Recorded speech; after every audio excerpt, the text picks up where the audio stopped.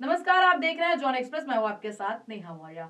अब हम आपको बताने जा रहे हैं प्रधानमंत्री नरेंद्र मोदी की असम दौरे की बड़ी खबर। प्रधानमंत्री इस समय असम में है और उनके 2 दिवसीय दौरे का दूसरा दिन है। रविवार को उन्होंने काजीरंगा एलिवेटेड कॉरिडोर की आधारशिला रखी। यह परियोजना 6,957 करोड़ रुपए की लागत से तैयार हो और पूरा होने पर इलाके की कनेक्टिविटी में बड़ा बदलाव आएगा। काजीरंगा एलिवेटेड कॉरिडोर के पूरा होने से काजीरंगा नेशनल पार्क के आसपास पर्यटन को बल मिलेगा।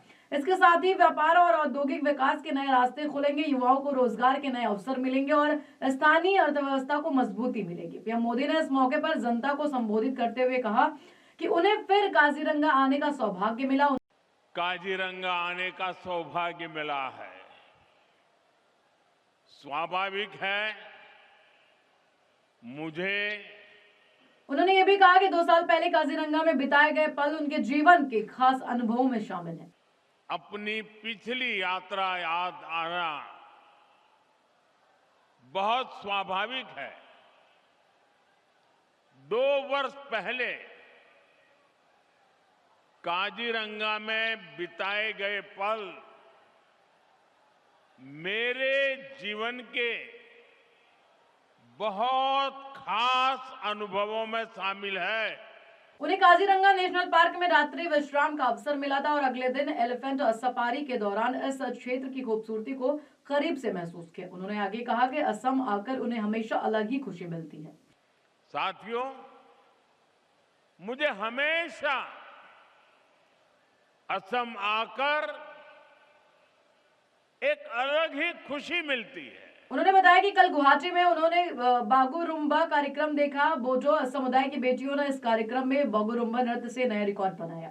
इस कार्यक्रम में 10,000 से अधिक कलाकारों ने हिस्सा लिया और सभी दर्शक मंत्रमुग्ध हो गए। पीएम मोदी ने महाराष्ट्र नगर निगम चुनावों पर भी अपनी बात रखी। उन्होंने कहा कि मुंबई जैसे बड़े शहर में पहली बार बीजेपी का जनादेश मिला है और महाराष्ट्र की जनता ने बीजेपी को सेवा का अवसर दिया है। साथ ही कहा कि देश में गुड गवर्नेंस की मांग बढ़ी है और लोग विकास और विरासत दोनों को पसंद कर रहे हैं। 2 दिन पहले ही महाराष्ट्र के बड़े शहरों में मेयर और पार्षदों के चुनाव परिणाम आए हैं। मुंबई जो दुनिया के सबसे बड़े निगमों से एक है, वहां की जनता ने पहली बार बीजेपी को रिकॉर्ड जनादेश दिया। पीएम मोदी ने कांग्रेस पर भी निशाना साधा और कहा कि कांग्रेस की निगेटिव पॉलिटिक्स को देश लगातार नकार रहा है। आपको बता दें कि 1 महीने पहले भी पीएम मोदी ने इस क्षेत्र का दौरा किया था। गुवाहाटी में गोपीनाथ बोरदोलोई अंतर्राष्ट्रीय हवाई अड्डे का विस्तार किया गया और उन्होंने टर्मिनल भवन का उद्घाटन किया। कांग्रेस की नेगेटिव पॉलिटिक्स को देश लगातार नकार रहा है। साथ ही नामरूप में अमोनिया यूरिया परिसर का आधारशिला भी रखा। पीएम मोदी ने आगे बताया कि काजीरंगा केवल एक नेशनल पार्क ही नहीं, यह असम की आत्मा है। यह भारत की जैव विविधता का अनमोल रत्न है और यूनेस्को ने इसे वर्ल्ड हेरिटेज साइट का दर्जा दिया। उन्होंने ये भी कहा कि जब प्रकृति सुरक्षित होती है तो उसके साथ अवसर भी पैदा होते हैं। पिछले कुछ वर्षों में काजीरंगा में पर्यटकों की संख्या में लगातार बढ़ोतरी हुई है।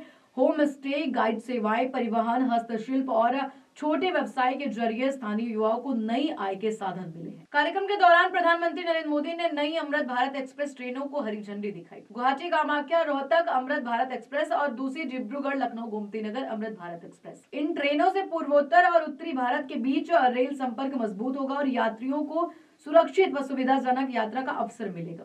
काजीरंगा एलिवेटेड कॉरिडोर परियोजना पीएम मोदी ने 6,950 करोड़ रुपए से अधिक लागत वाली काजीरंगा एलिवेटेड कॉरिडोर परियोजना का भूमि पूजन किया। यह परियोजना राष्ट्रीय राजमार्ग 715 के कलियाबोर नुमालीगढ़ खंड के 4 लेन निर्माण के लिए है। यह परियोजना 86 किलोमीटर लंबी है, जिसमें 35 किलोमीटर का एलिवेटेड वन्य जीव गलियारा शामिल है, जो काजीरंगा नेशनल पार्क से होकर गुजरेगा। इसके अलावा 21 किलोमीटर का बाईपास खंड और मौजूदा राजमार्ग का 30 किलोमीटर तक विस्तार। इससे क्षेत्रीय संपर्क बेहतर होगा, मानव वन्य जीव संघर्ष में कमी आएगी, यात्रा समय कम होगा और सड़क सुरक्षा में सुधार होगा। साथ ही यात्री और माल यातायात सुगम होगा। तो कुल मिलाकर यह परियोजना काजीरंगा क्षेत्र को नई दिशा देगी और असम के विकास को और मजबूत बनाएगी। फिलहाल के लिए बस इतना ही।